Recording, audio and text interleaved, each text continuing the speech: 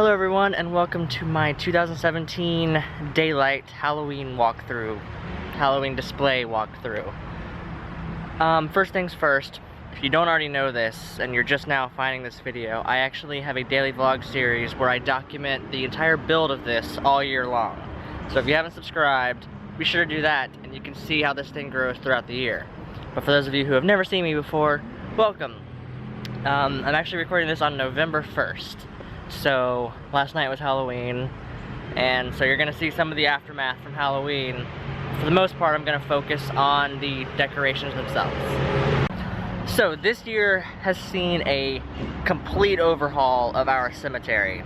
We had been using the same cemetery for, the other day I was looking back and saw some of the really old ones from back when I first started, and it was quite honestly laughable at how the display looked compared to what I'm about to show you.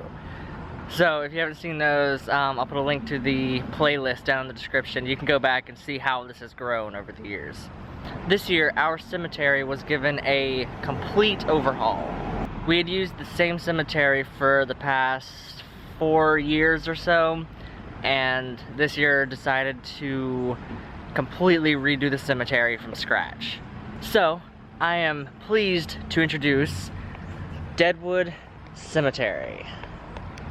It's a bit hard to see right now in the daylight, but that sign actually is backlit. So at night, whenever we turn the lights on, you can see green light behind the Deadwood Cemetery letters, and it looks really nice. So this is the new cemetery entrance. We got these 6-foot tall columns, and then the sign is like another 2 feet, so that brings the whole entrance to about 8 feet tall. And fun fact, if you don't watch my vlogs, the other day the wind knocked this entire entrance over and nearly destroyed these columns. So we had to do some last minute repairs on these. If you look closely, you can kind of see where this is all patched up. And then these are not the same sconces that we used to have. But it still turned out really nice. Inside these sconces we have some simulated flame LED bulbs. That looks really nice at night. We also, for the first time ever, decided to invite the trick-or-treaters into the cemetery on Halloween night. So we put this sign out on the front gates that said, these gates will be open October 31st from 5 to 9. And then last night we propped the gates open and let the trick-or-treaters walk down the pathway all the way down to the end there where we had the table set up where we were giving out the candy. So since we closed the gates back up, I will not be taking you down there, but you can check out the nighttime video and see what it looked like as you walk down. So instead, let's come over here and I'll show you what it looks like through the fence.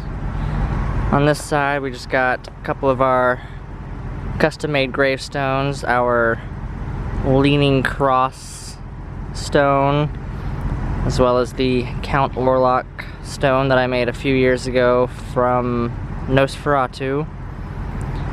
And then back there, we got one of our zombies who they've been around for a few years now, and they're starting to look a little rough.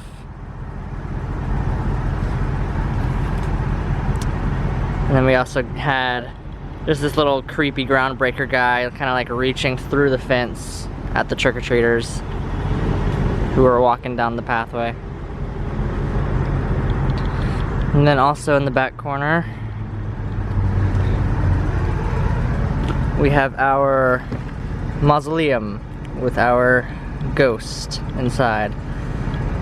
Looks like somebody knocked over the gate that's usually in front of it, but that's okay.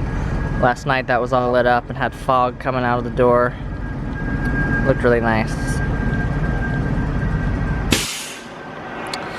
So then let's venture on to this side of the cemetery. And actually last year was the first year that we decided to turn this into a food drive for the Low Country Food Bank. So we have our coffin sitting out front, and this was the drop-off spot for people to drop off non-perishable canned goods. We got quite a few donations. It was pretty nice.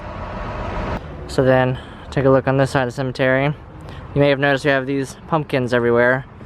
We went to Michael's and bought a ton of their foam pumpkins and carved a bunch of faces in them. We have them placed all throughout the whole yard. So take a look at this side of the cemetery through the gates. Got some of our old store-bought tombstones, as well as a few custom-made ones. We got this custom-made one, that one custom-made. That one's for Carrie White and her mother. As you know, I like to do movie references and stuff.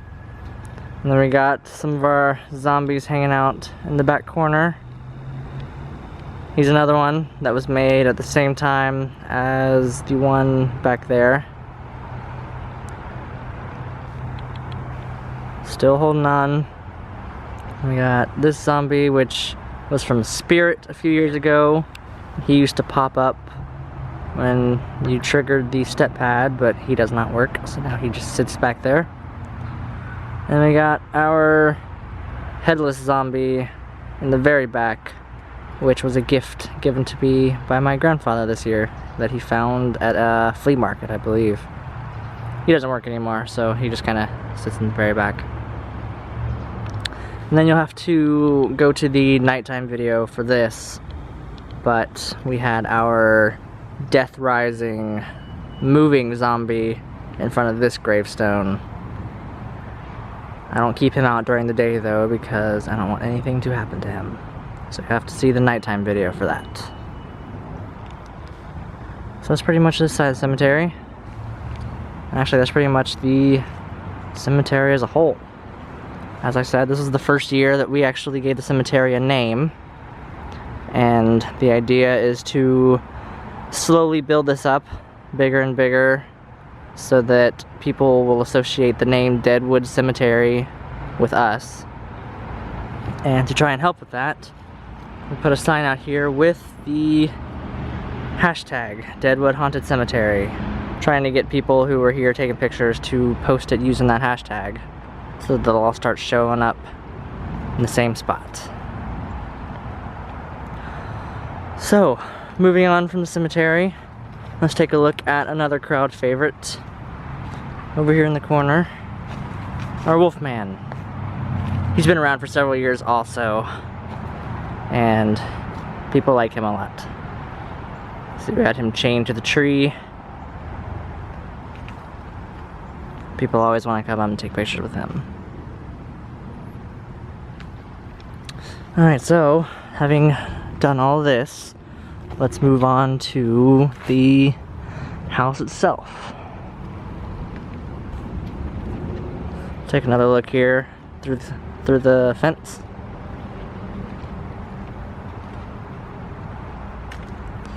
And then we get to this part over here, and we have our little Scarecrow Countdown area, which the rain actually took off the countdown. I never got a chance to put it back on. But as of recording this, that would be 364. And then my pride and joy, as I call him, my Scarecrow corpse that I built a few years back.